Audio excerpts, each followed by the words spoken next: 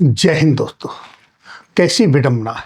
आप देखिए 5-6 आदमी पुलिस वाले एक जवान को किस तरीके से पीट रहे हैं, ठोकरें तक मार रहे हैं उसको, वो भी एक भारतीय सेना का जवान है। दूसरी तरफ आप देखेंगे तो एक जवान के साथ 7-8 आदमी मिलकर गुजरात के अंदर की एक ताजी घटना है, किस तरीके से एक जवान के साथ इस तरीके से मारपीट कर रहे हैं, जो कि किसी भी सभ्य समाज में शोभा नहीं देता है। ये ताकत है या ये दादागिरी है, ये है क्या? जबकि दोनों एक ही देश के हैं। ये कोई आतंकवादी नहीं, ये कोई गुनहगार नहीं, ये कोई क्रिमिनल नहीं, ये भी एक फौज का जवान है। वो फौजी जो देश की सीमाओं की सुरक्षा के लिए अपना सर्वोच्च बलिदान देने के लिए तत्पर हाजिर रहते, उन्हीं की बदौलत देश सुरक्षित है। और जो पुलिसकर्मी ये काम कर रहे हैं, उनकी सुरक्षा भी तब तक ही वो सुरक्षित हैं जब तक देश की सीमाओं की हिफाजत फौजी कर रहे हैं। दो वर्दी वाले किस तरीके से एक दूसरे के साथ मिसबिहेव कर रहे हैं। यहाँ सबसे इंपॉर्टेंट बात ये नहीं है कि कौन किसको पीट रहा है, इंपॉर्टेंट बात ये है कि क्या ये सही हो रहा है। क्या 4-6 आदमी मिलके एक आदमी के साथ इस तरीके से बर्बरता करना, क्या ये सही है? अगर यही बहादुरी है तो फिर ये बहादुरी उस समय कहाँ चली जाती है जब एक पावरफुल पॉलिटिशियन थाने के अंदर, थाने के सामने पुलिस वाले को वर्दी में पीटता है, तो उस समय कहाँ जाती है बहादुरी? यहाँ पर हमको कायदे कानून, देश के जो नियम हैं, उन सब की कदर करनी चाहिए। जो फौज की, जो देश की सीमाओं की सुरक्षा करते हैं, उनका भी सम्मान होना चाहिए। और जो देश के अंदर इंटरनल आपके शहर गांव की सुरक्षा करते हैं, उनका भी सम्मान होना चाहिए।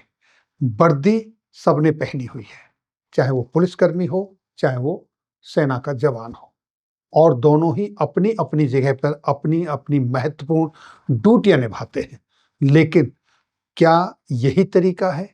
अगर किसी से कोई गलती हुई है तो उसके लिए कायदे कानून, उसके लिए कुछ नियम बने हुए हैं, उनके तहत कार्रवाई होनी चाहिए।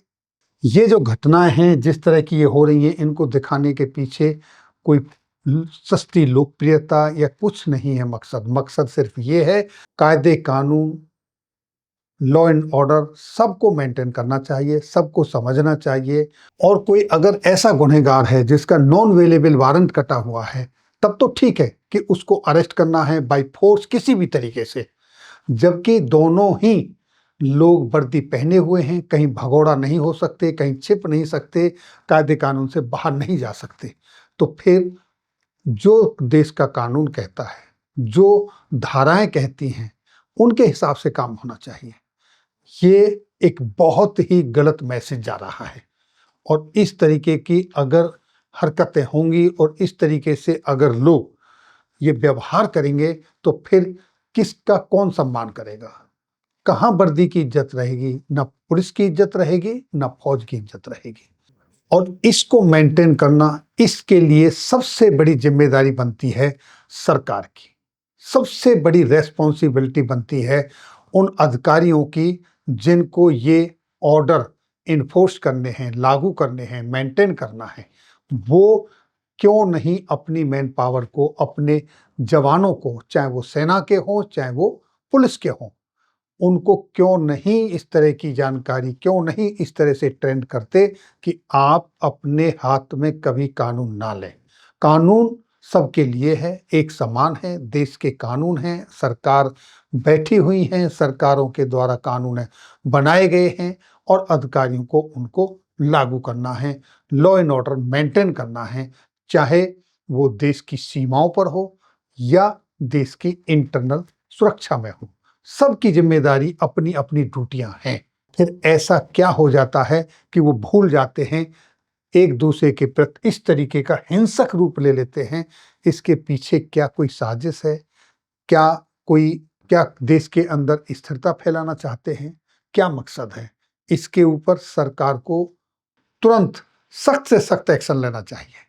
और जो इसमें गुनहगार हैं, जिन्होंने कानून अपने हाथ में लिया है, उनको सख्त से सख्त सजा मिलनी चाहिए और सिस्टम के तहत मिलनी चाहिए, ताकि आगे दोबारा कोई ऐसी हिमाकत ना करे, कोई ऐसी जुर्रत ना करे, कोई इस तरह की फिर से हरकतें ना हो। आज बहुत ही गलत मैसेज जा रहा है समाज। ये जितनी भी घटना है, जैसे ये आप मेरे राइट हैंड साइड में देख रहे हैं, ये गुजरात की घटना है, और आप मेरे लेफ्ट हैंड साइड में देख रहे हैं, ये अभी हाल ताजी अलीगढ़ की घटना है।